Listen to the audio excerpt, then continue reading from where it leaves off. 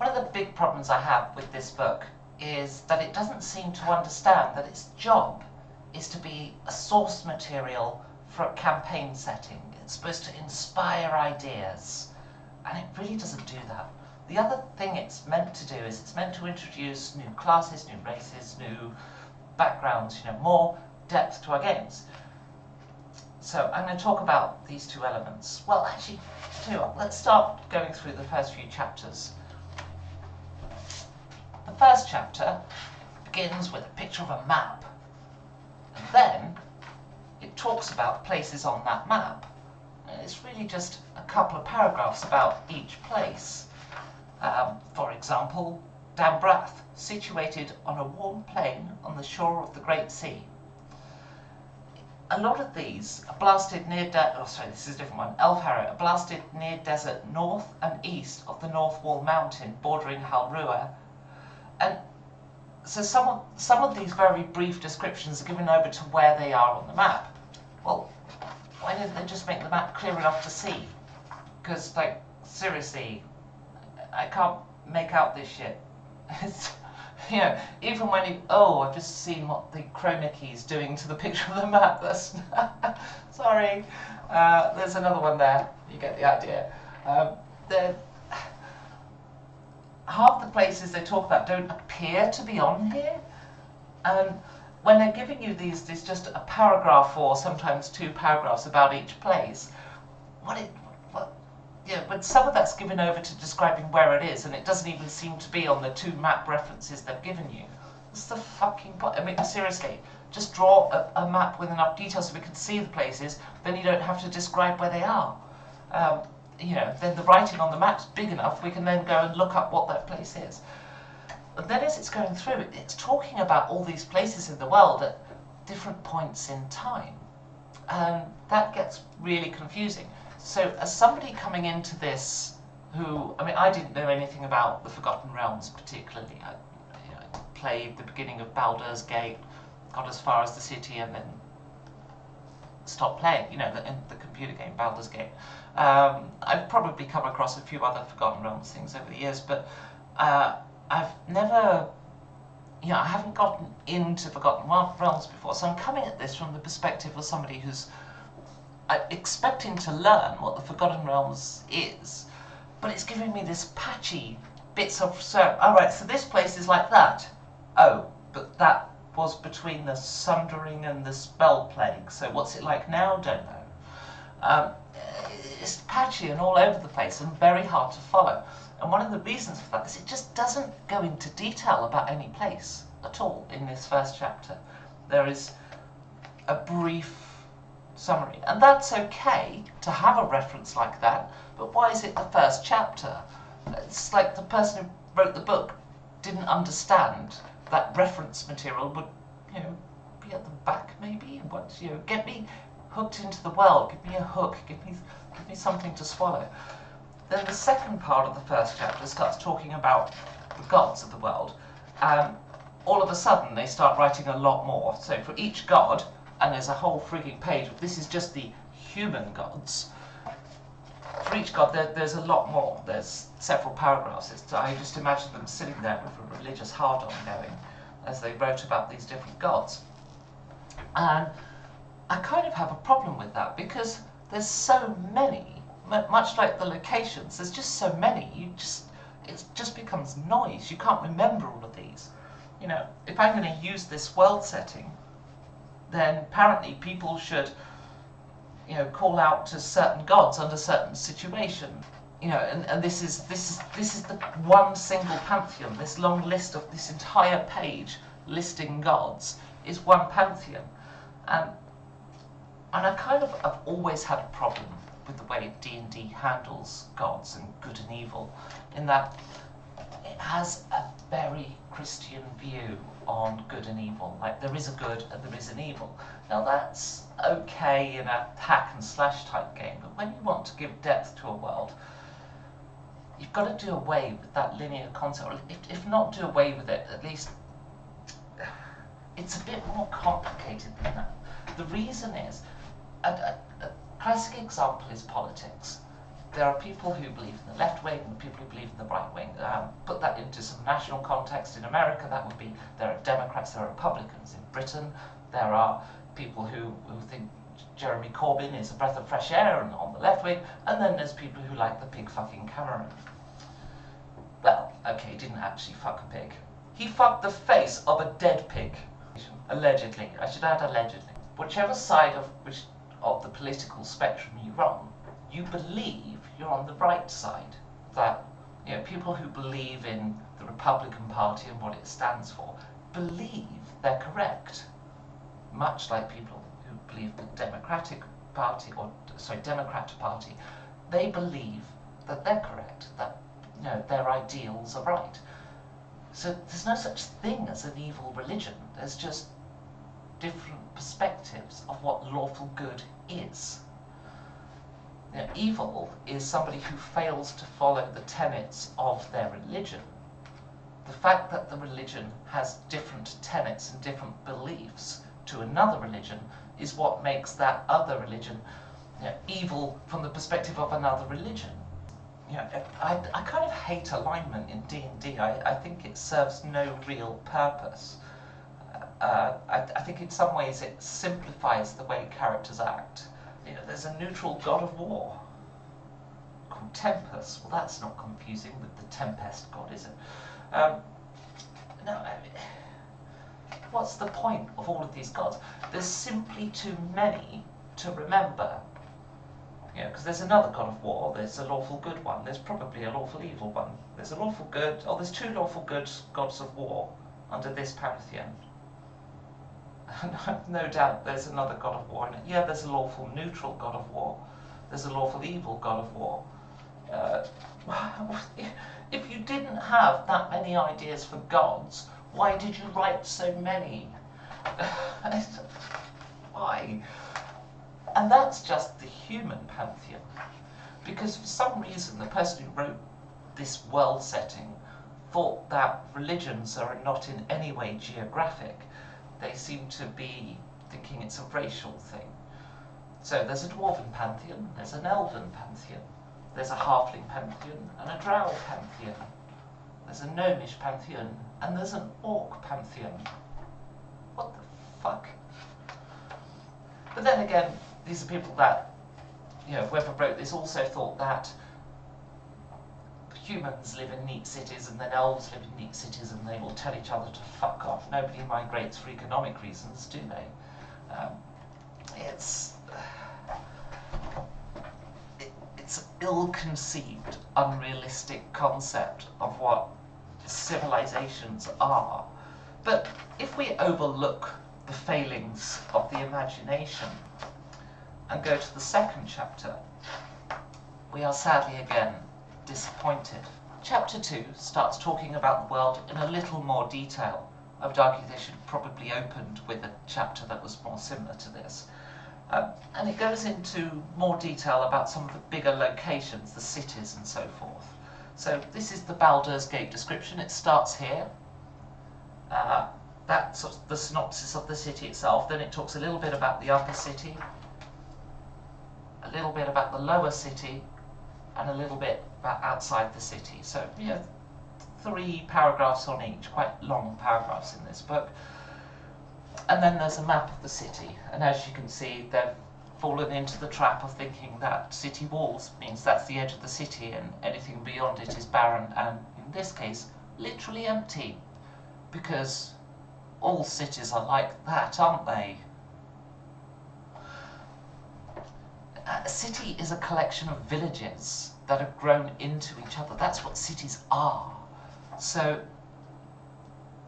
quite what fantasy authors just have this concept of this city that still only has, you know, one central market or you know, shopping area, and then there's the residential area and it's neatly divided into poor areas and rich areas. It's bullshit. That's so not how cities happen.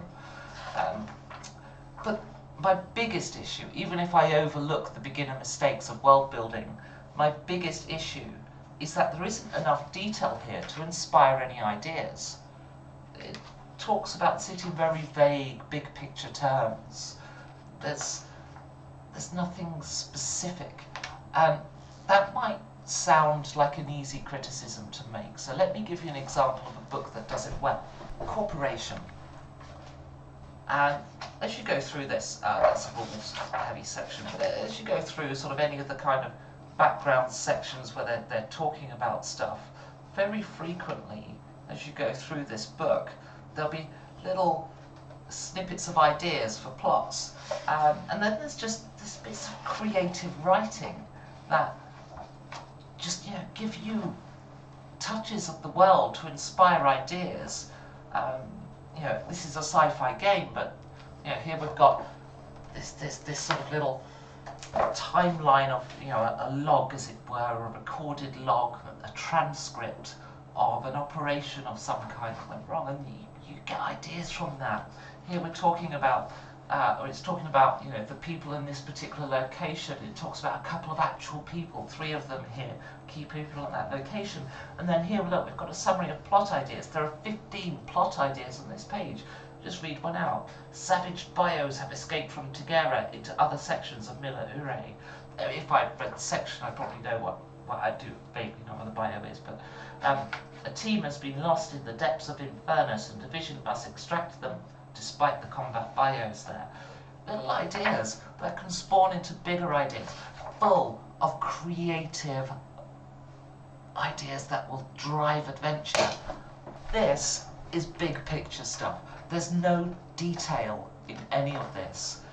And I got to the point, I was a fair way through this chapter, and to be honest, I just got bored. I got bored reading it. It was just, it was like my first fantasy city. Here's another one. There's another city. Nothing beyond the city walls. It's barren. It's childish mistakes. Like the kind of cities I'd have created when I very first started doing role-playing games when I was 15. The person who wrote this didn't know what they were doing. They didn't understand world building, and they didn't understand the purpose of this book is to inspire ideas and give some new concepts to add to our games. Because the rules section in the back of here is actually the reason I bought it. So new races, not new races, new classes and new backgrounds. Backgrounds in particular is an aspect I love about the original D&D. So let's go to that, because I skipped this rubbish. It's just more of the same big picture overview and so much of the world, and I just can't help but feel if they didn't put so many places in this world, then they could have talked about a few more in greater detail. Not that Corporation felt the need to talk about the endless big picture stuff without going into detail. If it had been the same author, you'd have had actual quest ideas, tied to this video, Warlock's Crypt, whatever's there, and then actual plot inspiration ideas, and then it would talk about some of the characters you might find there.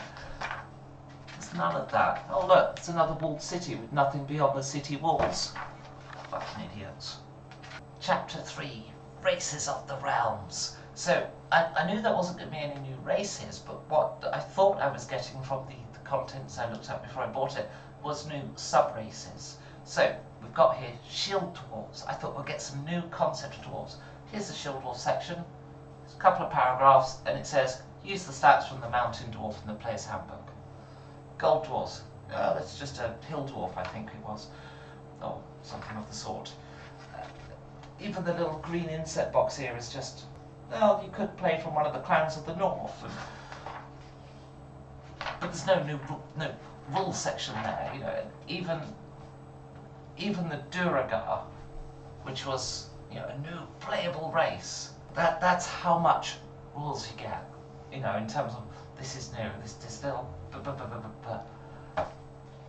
and it's so limited. And when you compare that to the ones in the Player's Handbook, it just doesn't give you anything worth having. Then it goes on more about the dwarven deities before switching on to the elves. Elves, same pattern. Use this from the Player's Handbook, use that from the Player's Handbook, and all they're doing when they talk about these different sub-races of elves is listing a load of restrictions. Well, if you're going to be a wood elf, then you can be a ranger or whatever. You know, this isn't adding to my game.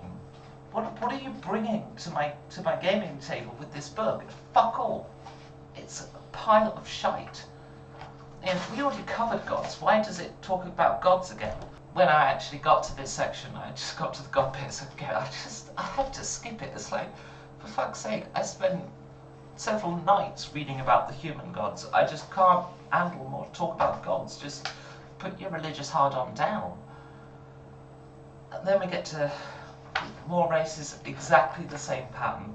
I think Duragar is possibly the only new actual. Oh, here we go. There's a Svivapnblin submission. This is another thing about the fantasy names in this book. Again, it's beginner mistakes. When you come up with a fantasy name, you should know how to pronounce the word, and it should be clear from the way that it's spelled. There's no point just mashing the keyboard and coming up with something that can't be pronounced and saying, yeah, that's a fantasy name. Because nobody can pronounce the fucking name. You can come up with odd new sounding words, that's fine, that's fantastic. Just come up with something that when you use it at the table, other people can say that thing. Don't just randomly mash the fucking keyboard. This is the work of a child. This book is appalling. Right, anyway, the bit I was most excited about was the classes and the background. So I got to classes, and there are a couple of new prestige options for some of the classes. So, would you believe that this page here is detailing 2 of them for the barbarian? Why so little? Oh, sorry, it does actually go half the next page. So there's 2 prestige classes. Why so little? Give me details. Don't just package the rules into a paragraph. I'm going to need to quick reference this in play. Why not lay it out like the player's handbook? That was brilliant. But no, they've not done that.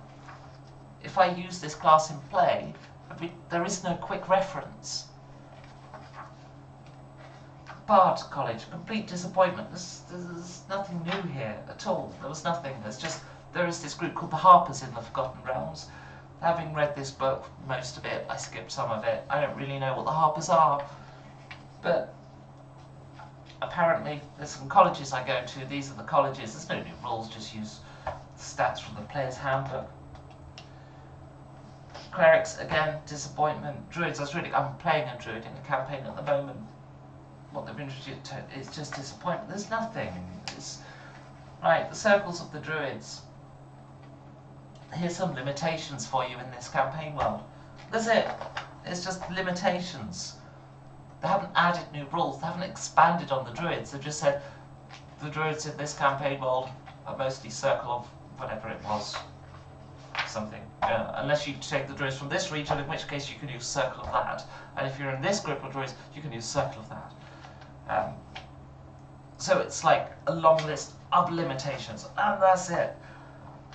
So little is added here.